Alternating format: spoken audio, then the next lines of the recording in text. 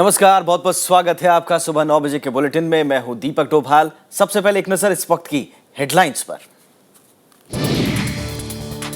G20 में प्रधानमंत्री मोदी ने उठाया काले धन का मुद्दा, कर सूचना की साझेदारी पर जोर, आतंकवाद, ड्रग्स और हथियारों की होड़ पर भी जताई चिंता। आफ्स्पा पर चिदंबरम के बयान पर गृह मंत्रालय की तीखी प्रतिक्रिया, उमर अब्दुल्ला ने कांग्रेस और पीडीपी को दोषी ठहराया। जानकारों के मुताबिक सेना के मनोबल के लिए जरूरी।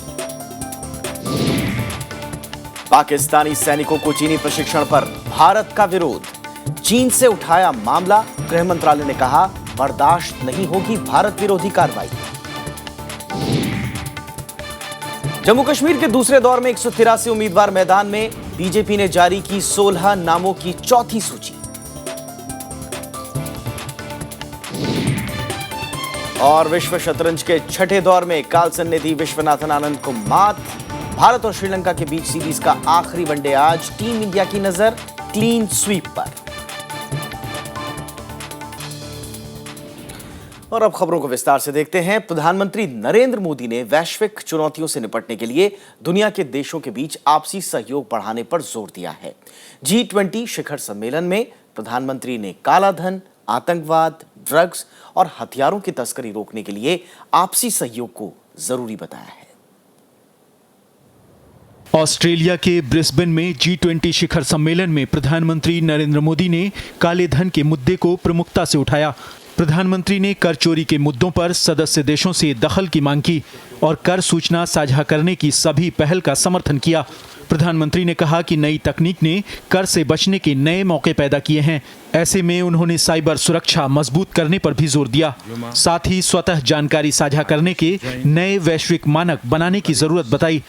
उन्होंने कहा कि इससे विदेश में जमा अवैध धन के बारे में जानकारी हासिल करने में मदद मिलेगी।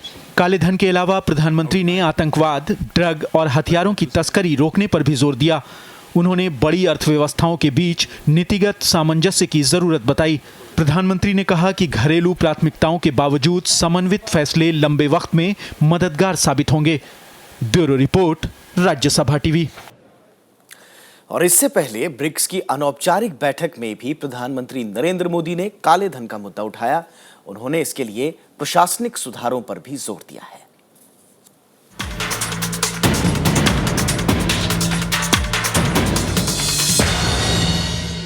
प्रधानमंत्री नरेंद्र मोदी ने ब्रिक्स के 5 सदस्यों की बैठक के जरिए यह संदेश दे दिया है कि G20 की बैठक में भी ये मुद्दा छाया रहेगा।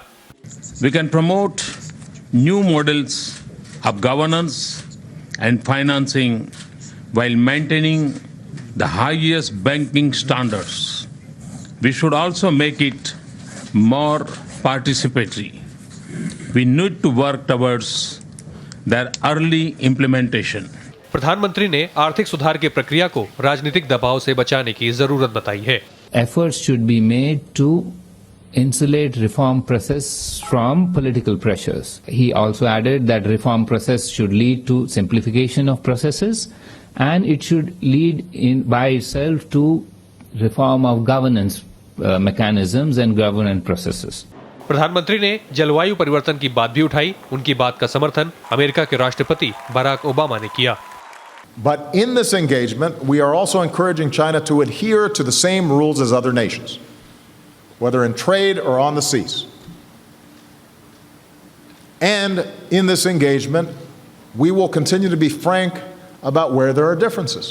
प्रधानमंत्री नरेंद्र मोदी ने कनाडा के प्रधानमंत्री स्टीफन हार्पर और फ्रांस के राष्ट्रपति फ्रैंकोis ओलांद से अलग-अलग मुलाकात की।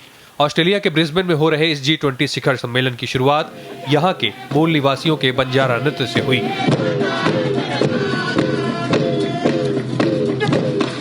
As you look around the world, there are many difficulties and problems. There are problems in the Middle East, there are problems in Eastern Europe, there are terrible problems in West Africa. Growth has been fragile, but the message that should come from us over these next 2 days is a message of hope and optimism. G20 का खुला सत्र रविवार को होगा, जिसमें सदस्य देशों के प्रमुख अपनी बातें औपचारिक रूप से कहेंगे। अखिलेश सुमन, राज्यसभा टीवी। चलिए ऑस्ट्रेलिया से लौटते हैं और देश में क्या कुछ हो रहा है इस पर एक नजर डालते हैं। पूर्व गृह मंत्री पी चिदंबरम ने armed force special power act को आपत्तिजनक बताए जाने वाले बयान पर केंद्र सरकार ने कड़ा एतराज जताया है। वहीं राजनीतिक दलों ने इसे चुनावी स्टंट करार दिया है। केंद्र सरकार ने कांग्रेस नेता पी चिदंबरम के armed force special power act यानी एफ्स्पा पर दिए बयान पर आपत्ति जताई है। केंद्रीय गृह राज्य मंत्री किरण रिजिजू ने कहा है कि ये सुरक्षा से जुड़ा मामला है और इस मामले में इस तरह की बयानबाजी नहीं होनी चाहिए।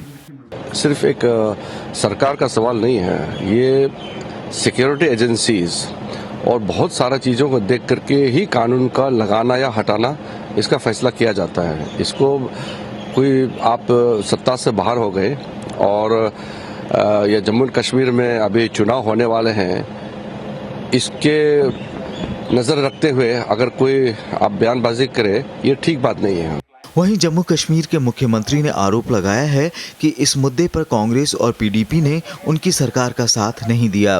पीडीपी के सदर ने उस वक्त कहा कि ये आप ऐसे नहीं कर सकते हो, आपको फौज के मशवरे पे करना होगा। आज तो वो जो भी कहें, लेकिन उस वक्त तो उन्होंने हमें सपोर्ट नहीं किया। अगर उस वक्त उन्होंने खुल के हमें सपोर्ट किया होता, शायद एक यूनिफॉर्म प्लेटफॉर्म पे हम बात करते तो कुछ हम हासिल कर पाते, लेकिन उन्होंने नहीं किया।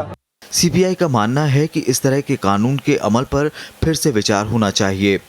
Must renew the whole situation and government must consider the repeal of Armed Forces Special Powers Act. हालांकि रक्षा मामलों के जानकार भी पूर्व गृह मंत्री के बयान से इत्तेफाक नहीं रखते। मैं उनकी इस राय से सहमत नहीं हूं कि किसी एक वाकया पर या इक्का दुक्का वाकया पर आप पूरे एक्ट को रिवाइज करें या उसको रिपील करें या उसमें अमेंडमेंट करें। ये एक्ट आर्मी का नहीं है, ये तो पार्लियामेंट का एक्ट है। पूर्व गृह मंत्री पी चिदंबरम ने कहा था कि एफ्स्पा कानून आपत्तिजनक है और एक सभ्य देश में इसकी जगह नहीं है। Bureau report, Rajya Sabha TV. Jammu Kashmir में विधानसभा चुनाव के दूसरे चरण में अब 183 प्रत्याशी चुनाव मैदान में रह गए हैं। विधानसभा चुनाव के दूसरे चरण के लिए 209 उम्मीदवारों के नामांकन पत्रों की जांच के दौरान 183 उम्मीदवारों के नामांकन ही वैध पाए गए, जबकि 26 उम्मीदवारों के नामांकन खारिज कर दिए गए। दूसरे दौर के लिए नाम वापस लेने की आखिरी तारीख 17 नवंबर है। दूसरे दौर का मतदान 2 दिसंबर को होना है। बीजेपी ने जम्मू कश्मीर विधानसभा चुनाव के लिए 16 उम्मीदवारों की चौथी सूची जारी कर दी है। राज्य विधानसभा चुनाव के लिए बीजेपी ने अब तक 70 उम्मीदवारों के नाम का ऐलान किया है। राज्य में 5 चरणों में चुनाव होने हैं। पहले चरण का मतदान 25 नवंबर को होगा। चीनी सेना जम्मू कश्मीर से सटे इलाके में पाकिस्तान के सैनिकों को ट्रेनिंग दे रही है। मीडिया में इस तरह की रिपोर्ट सामने आने के बाद सरकार ने कड़ी प्रतिक्रिया जाहिर की है और कहा है कि इसे बर्दाश्त नहीं किया जाएगा। हालांकि ब्रिस्बेन में प्रधानमंत्री मोदी और चीनी राष्ट्रपति शी जिनपिंग की मुलाकात में यह मुद्दा नहीं उठा।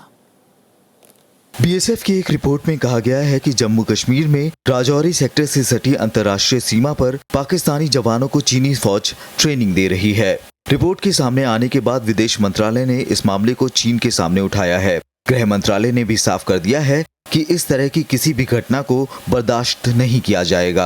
India has already stated that the Chinese activities or support to the Pakistani people in the that part of Jammu and Kashmir is unacceptable. Congress ने भी चीनी सैनिकों की हरकत का विरोध करते हुए सरकार को आग्रह किया है कि इसे ध्यान में रखते हुए ही सुरक्षा नीति को अंतिम रूप दिया जाना चाहिए। चाइना और पाकिस्तान एक दूसरे के बहुत नजदीक हैं। सरकार को अपनी फॉरेन पॉलिसी इन तमाम सच्चाइयों को सामने रखकर ही बनानी चाहिए थी। सुरक्षा जानकारों का मानना है कि चीन की इस हरकत के राजनीतिक और कूटनीतिक संकेत हैं, जिन्हें गंभीरता से लिया जाना चाहिए। Recent BSF intelligence report regarding Chinese troops in POK has to be studied very carefully. The report seems to suggest that they are receiving weapons training. So this is a significant development. It needs to be studied very carefully. खुफिया agencies का ये भी कहना है कि पाकिस्तान के सियालकोट में आतंकवादियों के एक बड़े समूह का पता चला है, जो जम्मू कश्मीर में विधानसभा चुनाव के दौरान घुसपैठ की साजिश कर रहा है। रिपोर्ट के मुताबिक राजस्थान और पंजाब के सीमाई इलाकों में भी पाक फौज की गतिविधियों में बदलाव देखा गया है। Bureau report, Rajya Sabha TV. Chhattisgarh के बीजापुर जिले में शनिवार को 10 नक्सलियों ने आत्मसमर्पण कर दिया। इनमें कमांडर संपत उर्फ माहरू भी शामिल है। ये सभी गीदम थाना हमला, गंगालूर मार्ग पर एंटी लैंडमाइन विस्फोट और ओडिशा महाराष्ट्र की बड़ी घटनाओं में शामिल थे। वहीं एक दूसरी घटना में पुलिस ने एक डिप्टी कमांडर समेत 6 नक्सलियों को घेराबंदी करके गिरफ्तार किया है।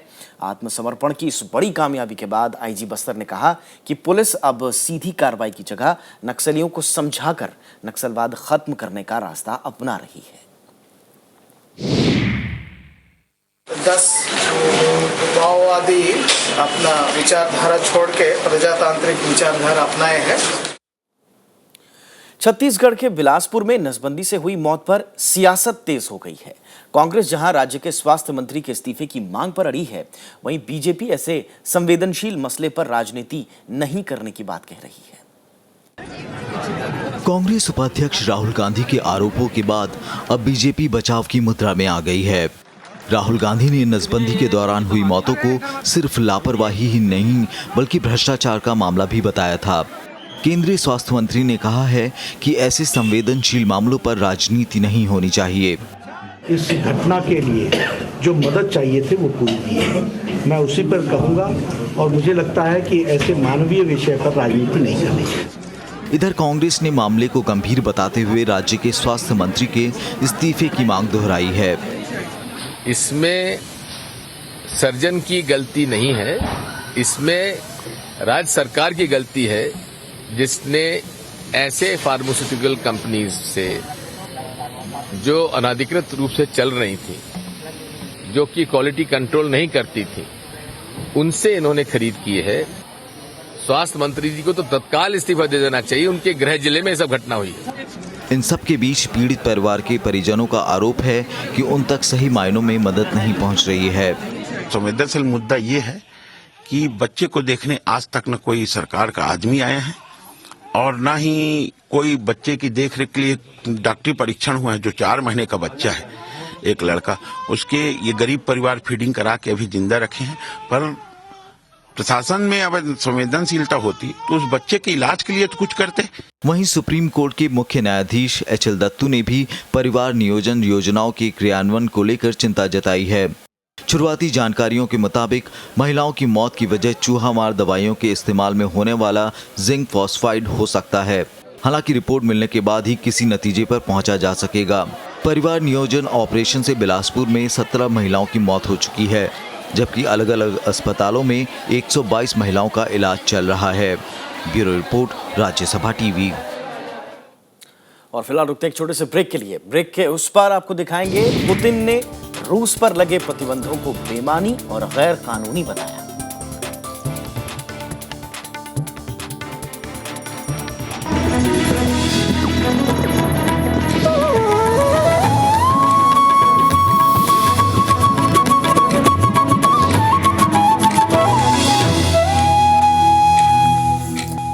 ब्रेक के बाद आपका स्वागत है और अब देश की कुछ और खबरों पर नजर।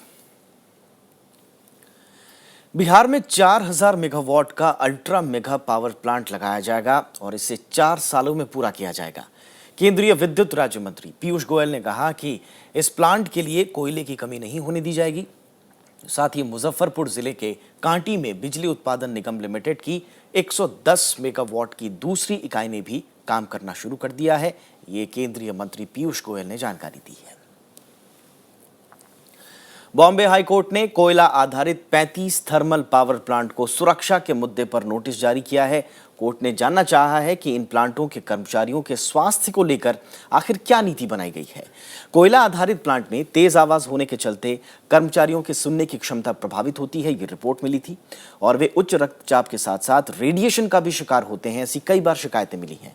कोर्ट ने महाराष्ट्र सरकार से भी कहा है कि CFTPP में काम करने वाले कई कर्मचारी बीमारियों से ग्रसित होते हैं और सरकार उन्हें इससे बचाने के लिए आखिर क्या कदम उठा रही है, ये कोर्ट को बताए। केरल सरकार मुल्लापेरियार डैम के मुद्दे पर सुप्रीम कोर्ट जाएगी। केरल का आरोप है कि तमिलनाडु ने डैम पर जारी गाइडलाइन में कोर्ट के 140 फीट तक स्तर रखने का जो आदेश दिया था उसका पालन नहीं किया है।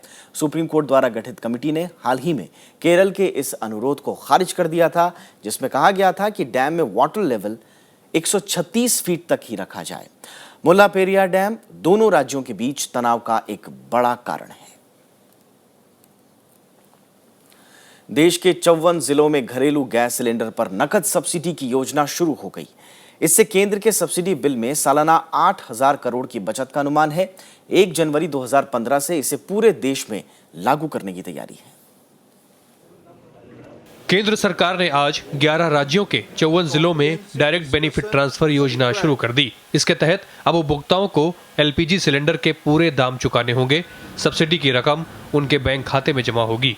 फिलहाल हिमाचल प्रदेश के 10, पंजाब के 6, मध्य प्रदेश के 4, दमन दीव के 1, गोवा के 2, महाराष्ट्र के 2, कर्नाटक के 2 जिलों के अलावा तेलंगाना के 3, आंध्र प्रदेश के 9, पुडुचेरी के 1 और केरल के सभी 14 जिलों में योजना शुरू की गई है। इन जिलों के 2 करोड़ 33 लाख परिवार योजना के दायरे में आएंगे। योजना से करीब 15% घरेलू गैस सिलेंडर के दुरुपयोग को रोका जा सकता है। केंद्र सरकार अगले साल 1 जनवरी से इस योजना को पूरे देश में लागू करने की तैयारी कर रही है। सब्सिडी हासिल करने के लिए आधार नंबर जरूरी होने की शर्त हटा दी गई है। सरकार 20 रुपए प्रति किलो के हिसाब से सब्सिडी राशि देगी। सरकार 31 मार्च 2015 के बाद फिर सब्सिडी की समीक्षा करेगी। Bureau report, Rajya Sabha TV. राष्ट्रपति प्रणब मुखर्जी ने हिंदी भाषा को भारत की सामाजिक और सांस्कृतिक एकता का प्रतीक बताया है। उन्होंने दिल्ली में राजभाषा पुरस्कार देते हुए ये बातें कही। उन्होंने सामाजिक कल्याण से जुड़ी योजनाओं को जनभाषा में पेश करने पर जोर दिया है। अभिवादन। और दिल्ली के विज्ञान भवन में राष्ट्रपति प्रणब मुखर्जी ने राजभाषा हिंदी के इस्तेमाल को प्रोत्साहित करने वाले केंद्रीय कर्मचारियों को सम्मानित किया। इस मौके पर उन्होंने कहा कि भारत में हिंदी लोगों को जोड़ने वाली मुख्य भाषा है। हिंदी देश की मुख्य संपर्क भाषा है और हमारी सामाजिक और सांस्कृतिक एकता का प्रतीक है। और योजनाओं को सफलता के लिए उन्हें जनता तक उनकी भाषा में पहुंचाया जाना जरूरी है। राष्ट्रपति ने आम नागरिकों तक विकास का लाभ पहुंचाने के नजरिए से हिंदी और देश की तमाम भाषाओं का इस्तेमाल करने की अपील की। उन्होंने कहा कि राजभाषा पुरस्कार भविष्य में ज्यादा से ज्यादा लोगों को हिंदी अपनाने के लिए प्रेरित करेगा। गृह मंत्रालय के तहत आने वाला राजभाषा विभाग हर साल इस समारोह का आयोजन करता है। Bureau report, Rajya Sabha TV. चलिए एक बार फिर अंतर्राष्ट्रीय खबरों का रुख करते हैं। एक बार फिर से बात करेंगे G20 की। G20 सम्मेलन में शिरकत कर रहे अमेरिका समेत पश्चिमी देशों ने यूक्रेन संकट में रूस की भूमिका को लेकर उसकी आलोचना की, तो रूसी राष्ट्रपति व्लादिमीर पुतिन ने भी आर्थिक प्रतिबंधों को बेमानी और गैर कानूनी बताया है। इस बीच यूक्रेन संकट के हालात की समीक्षा के लिए सोमवार को यूरोपीय संघ के विदेश मंत्रियों की एक बैठक होने वाली है, जिसमें रूस पर नए प्रतिबंध लगाने पर विचार हो सकता है। ऑस्ट्रेलिया के ब्रिस्बेन में G20 शिखर सम्मेलन शुरू हुआ तो औपचारिक फोटोशूट के दौरान भी रूसी राष्ट्रपति पुतिन एक किनारे पर अलग खड़े नजर आए। अमेरिका और पश्चिमी देशों ने शनिवार को यूक्रेन संकट का मुद्दा छेड़ दिया और इसके लिए रूस को जिम्मेदार ठहराते हुए नए प्रतिबंधों की धमकी दे दी। कनाडा के प्रधानमंत्री स्टीफन हार्पर ने पुतिन से कहा कि मैं आपसे हाथ मिलाऊंगा, लेकिन मेरे पास आपसे कहने के लिए एक ही बात है, आपको यूक्रेन से बाहर निकल जाना चाहिए। अमेरिकी राष्ट्रपति बराक ओबामा ने यूक्रेन में रूसी दखल को पूरी दुनिया की सुरक्षा के लिए खतरा करार दिया। As the world's only superpower, the United States has unique responsibilities that we gladly embrace, and in opposing Russia's aggression against Ukraine, which is a threat to the world, as we saw in the appalling shootdown of MH17. Britain और Germany ने भी रूस को नए प्रतिबंधों की चेतावनी दी। German chancellor Angela Merkel ने कहा कि यूक्रेन संकट की वजह से यूरोपीय संघ रूस पर नए प्रतिबंध लगाने की तैयारी कर रहा है। रूसी राष्ट्रपति पुतिन ने भी पश्चिमी देशों के रुख का करारा जवाब देते हुए आर्थिक प्रतिबंधों को बेमानी और गैर कानूनी बताया। हालांकि बाद में एक साक्षात्कार के दौरान रूसी राष्ट्रपति ने अमेरिका और यूरोप से रिश्ते सामान्य करने पर जोर दिया। तो संयुक्त राष्ट्र महासचिव ने भी रूस और पश्चिमी देशों से बातचीत के जरिए संकट का हल निकालने की अपील की।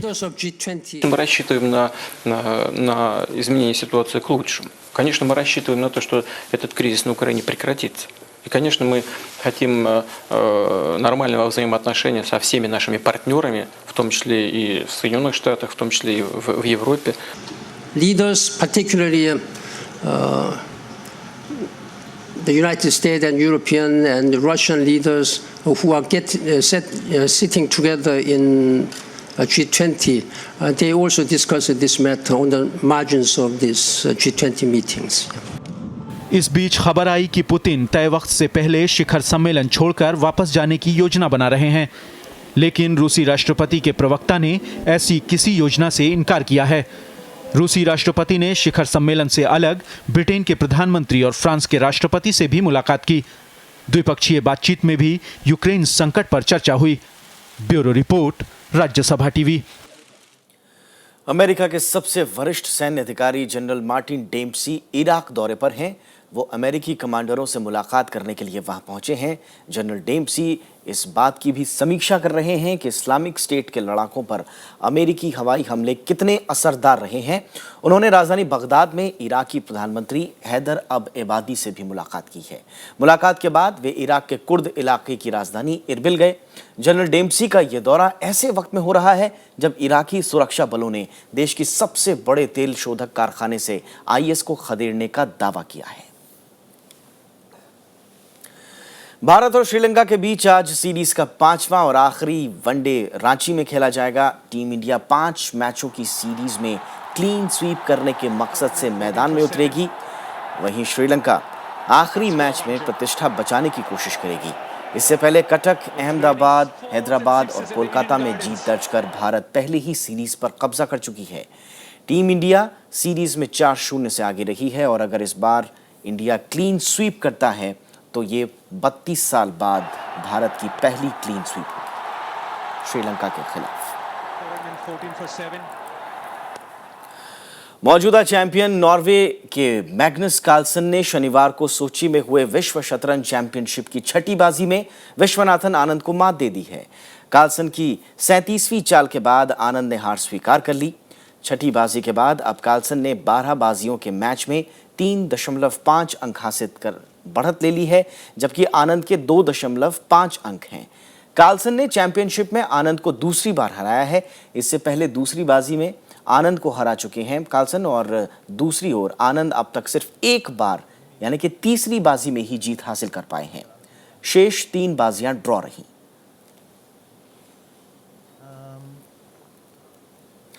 हिंदी सिनेमा का एक दौर था जब सामाजिक विषयों पर काफी फिल्में बनी और वो हिट भी रहीं। इसी दौर के उपन्यासकार, कहानीकार और पटकथा लेखक गुलशन नंदा थे। आज उनकी पुण्यतिथि है। उन्होंने कटी पतंग, पत्थर के सनम, खिलौना, शर्मीली, काजल और दाग जैसी हिट फिल्में लिखी। उनकी कहानियों में स्त्री का चरित्र बेहद संवेदनशीलता के साथ प्रस्तुत किया जाता था और शायद यही कारण था कि लोगों ने इनकी लिखी फिल्मों को काफी पसंद किया। आइए याद करते हैं गुलशन नंदा को उनकी कुछ फिल्मों के जरिए।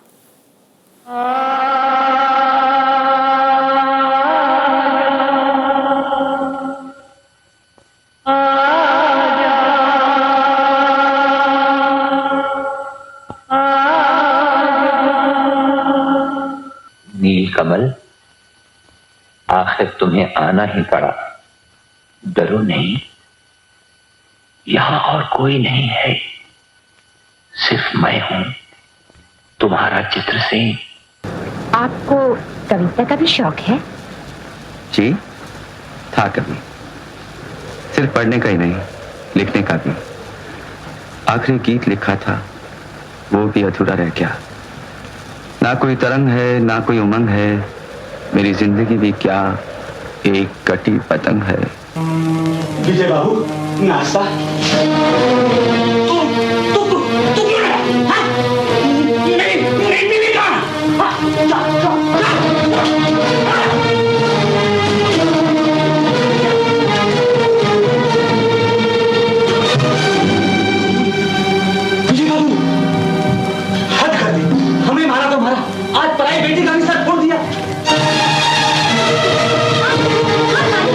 नीचे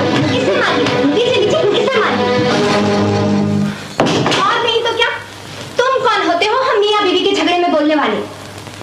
देखते नहीं विजय बाबू कितने परेशान हैं, सारी रात सोए नहीं। क्यों जी? आप मेरा मुंह क्या देखते हो? जाओ यहाँ से।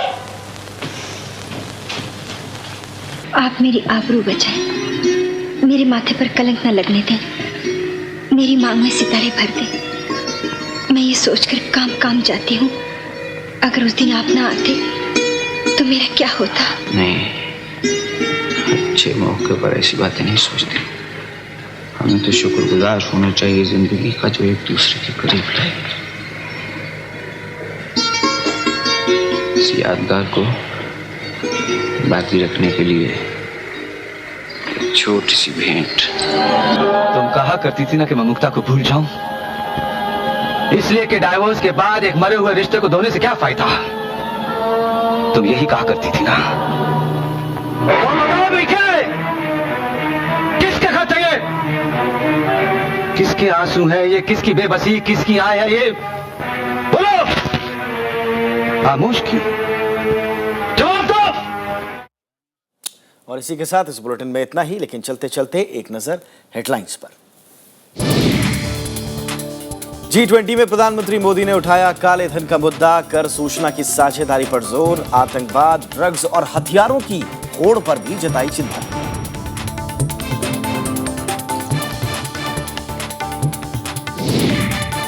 आफ्सपा पर चिदंबरम के बयान पर गृह मंत्रालय की तीखी प्रतिक्रिया। उमर अब्दुल्ला ने कांग्रेस और पीडीपी को दोषी ठहराया, जानकारों के मुताबिक सेना के मनोबल के लिए जरूरी। पाकिस्तानी सैनिकों को चीनी प्रशिक्षण पर भारत का विरोध, चीन से उठाया मामला। गृह मंत्रालय ने कहा बर्दाश्त नहीं होगी भारत विरोधी कार्रवाई। जम्मू कश्मीर के दूसरे दौर में 183 उम्मीदवार मैदान में, बीजेपी ने जारी की 16 नामों की चौथी सूची। और विश्व शतरंज के छठे दौर में कालसन ने दी विश्वनाथन आनंद को मात। भारत और श्रीलंका के बीच सीरीज का आखिरी वनडे आज, टीम इंडिया की नजर क्लीन स्वीप पर।